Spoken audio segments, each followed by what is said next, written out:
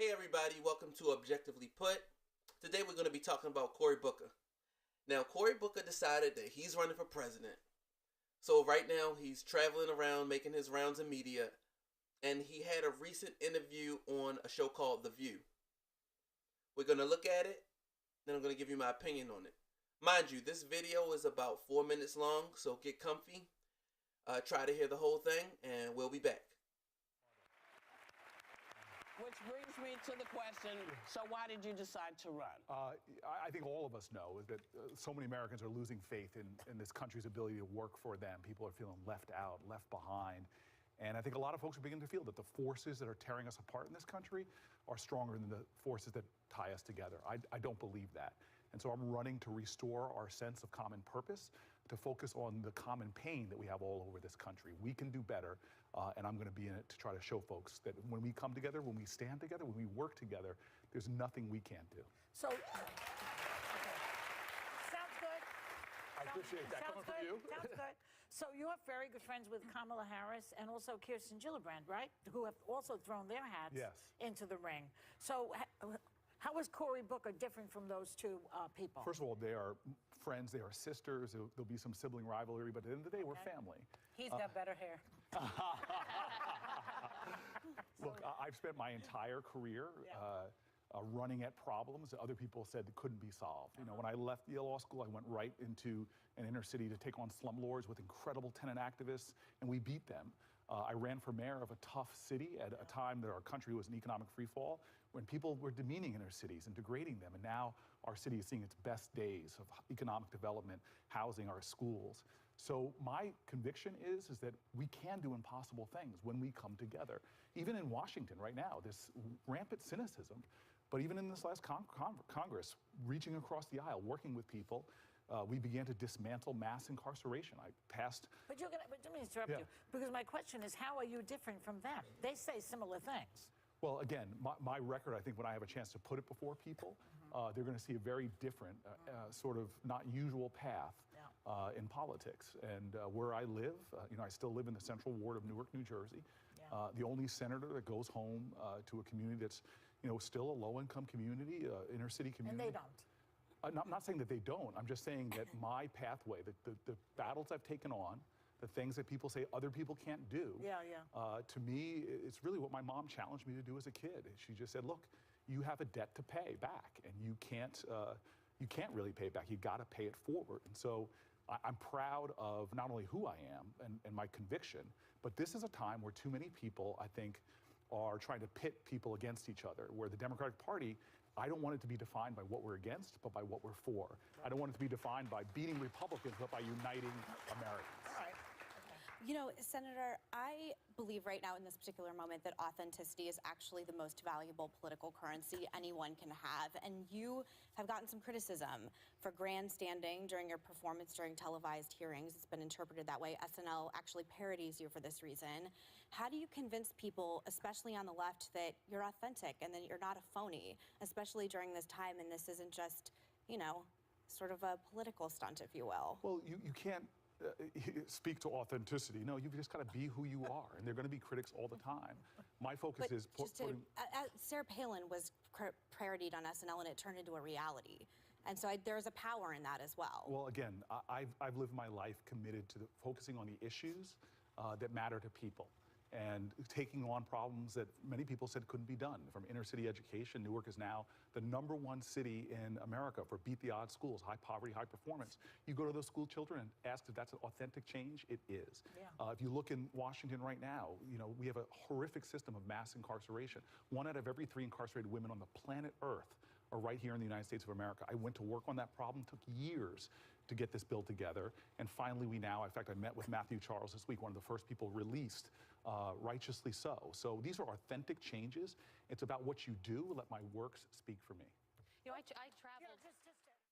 Okay, that was really bad. I mean, really bad. Cory Booker is an extremely corny individual. But we'll get back to that in a second. Now, when asked why he's running for president, his answer was to restore the sense of common purpose and to focus on common pain. that doesn't mean anything at all. It's when people say things like that, it's all that is open to interpretation. So whatever you're feeling and whatever someone else is feeling might be two completely different things. It's not concrete and it's not tangible.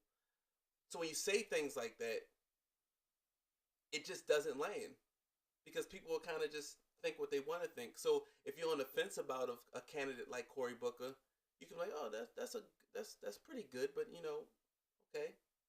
It doesn't do anything to sway a voter. It doesn't bring anybody in. People that are disillusioned from politics, that doesn't bring them in because it doesn't say anything. People want to know how you plan to make their lives better.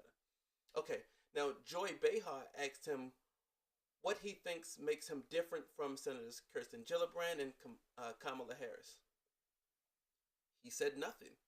He starts talking about his time as mayor and goes on and on about it. So she asked him again. Credit to her for doing that. Then he pivots to things like, look at my voting record and notice a different path. Okay, again, what does that mean? What's on your voting record? If you have a good voting record and you're proud of your voting record, you should be firing off. You should be just firing off at the hip. I did this, I did this, I did this, I did this. It benefited people in this way and that way and this way and that way. He didn't do any of that. He's running for president. His goal is to solidify support among the base and to bring in new voters, because that's what Democrats have to do. He didn't do that. Notice a different path. Again, that means nothing, and it's tough to make a case for someone like that because they aren't telling you what they want to do for you. Now, he goes on to say, I don't want the Democratic Party to be defined by what we're against, but by what we're for. Now, that's a strong criticism that a lot of us on the left have of the Democratic Party. They can always tell you they're against Trump, they're against the tax bill. They can tell you everything. They're against the wall, against demonizing our immigrants. But they don't tell you what they're for. They don't tell you what they want to do for you. And, you know, we have a few people that say things, but by and large, the party itself isn't represented the way you can tell a good majority in the People Party want to do these things for you. Again, he says by what we're for, but doesn't go on to give any substance to that. So, to people that aren't in politics, to people that aren't engaged, that doesn't bring them in. Now, Meghan McCain went on to ask him, how would he work on being perceived as authentic and not phony? Now, for all the wrong things Meghan McCain says, and she does have an agenda when she asks things because she's part of the GOP, I thought this was a fair question. I thought it was a really fair question. And it goes back to what I was saying before. He's a very corny individual. Why does that matter? It matters because he fits that cookie cutter mold of a politician. And we have people like Donald Trump running the country. He's brash. He doesn't really care what he says. Donald Trump broke the mold for what a politician can be. And not saying it's a higher level of anything, but what I am saying is that you don't have to say all the right words. You don't have to be tailor-made and clean cut. You don't have to have all those things. You don't have to do the funny finger pointing and body posturing and gesturing. People don't want that because people have heard those things before. It's where that kind of where that term came from, the limousine liberals. The people that will say all the nice things to you and then proceed to screw you over. So he fits that mold, and I don't understand how they don't seem, and it's not just them, it's also their political strategists, people that give them advice on how to run their campaigns, that tell them to do these things, and it just doesn't land. People are looking for authenticity, and you don't get that from a character like a Cory Booker. And he doesn't even do a good job of selling it. I mean, like I said, this is just something you're hearing sonically, but if you were able to, when you get a chance, check out that episode of The View that Cory Booker was on. Notice his facial expression, his posture. He seems more like a character than an authentic person, and it does mean something because people want to be spoken to, not spoken at.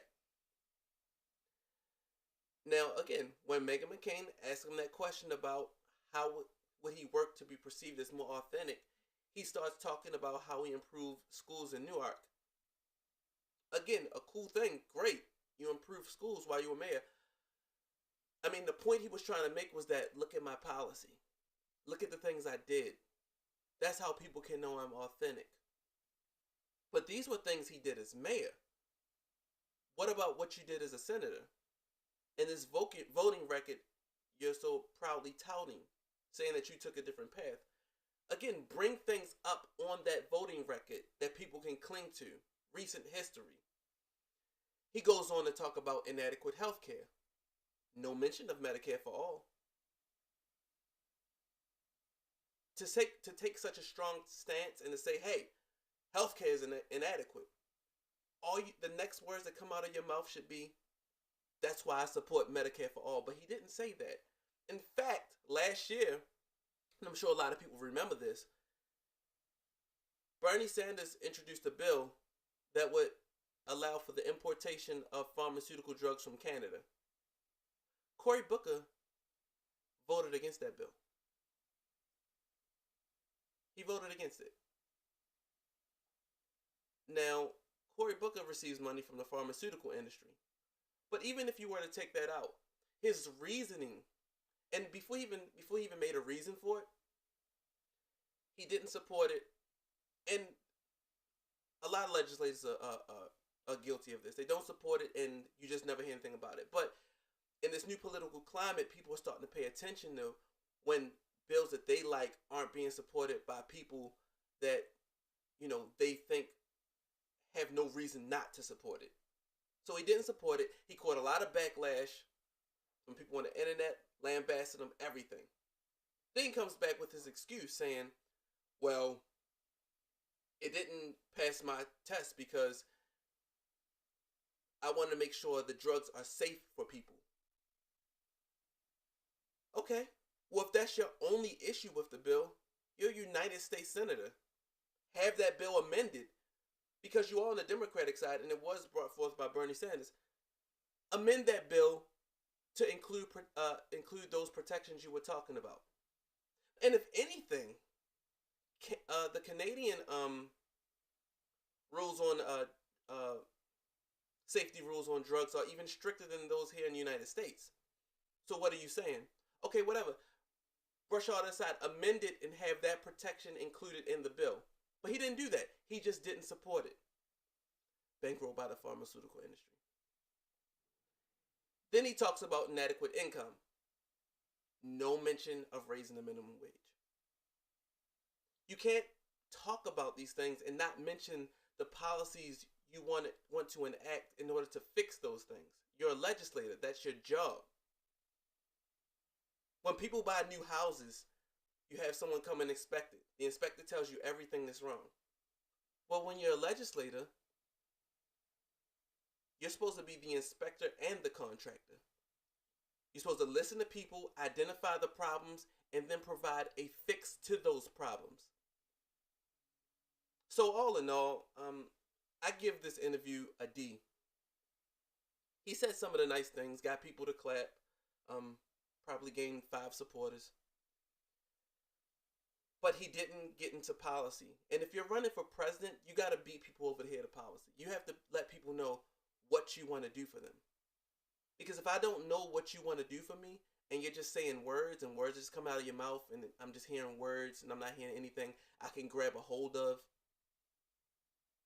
nothing that I can look at that I can see and say, hey, this is gonna work wonders for me and my family, or this is gonna slightly improve things for me and my family, then you don't have my support. I was politically apathetic a few years ago. There was nothing anybody could say to bring me on board because they weren't talking about what they wanted to do for me. They were just talking about, I support this, I support that, but no real plan on doing it. And I'm being a little unfair because I've just been paying more attention in the past few years. But my point is, you have to find a way to bridge that gap between people who are already in the party and people you want to bring into the party to increase your voter base. He didn't do that. And I go as far as to say he doesn't truly support these things. Well, that's neither here nor there. I do look forward to giving a detailed breakdown of Cory Booker's record. I'll be looking into that in the near future. As always, take care. See you later.